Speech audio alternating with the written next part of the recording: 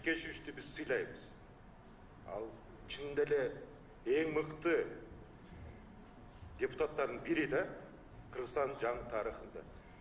Бирок Өмүрбек Чиркешевич биздин, мен ойлойм да, биз сыйлаган сайын бизди эч ойуна албайт да.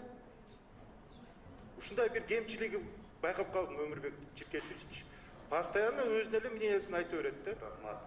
Эмне үчүн мен айтып коеюн, отурсаңыз, эмне үчүн? Мына азыр Конституциянын жаңы долбоорун иштеп атабыз. Биз дайыма айтабыз. Келгиле, чогуу карайлы, чогуу чечели. Көрдүңүзбү, эмне деп баштап атат Өмүрбек Чиркешевич? Өмүрбек Чиркешевич баштап атат.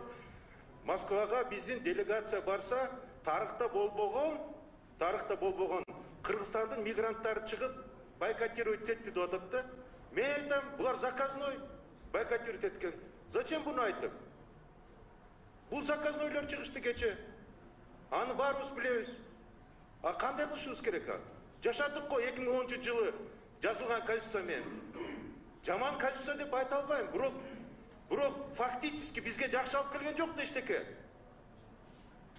Аны эмне үчүн биз ал конституцияга толуктоо керек болсо элдин астына коюп туруп башкаруу формасын президенттик болобу же парламенттик болобу деп эмне үчүн бизге ким тоскоолдук кыла алат? Эл өзү сунуштап атса. Рахмат.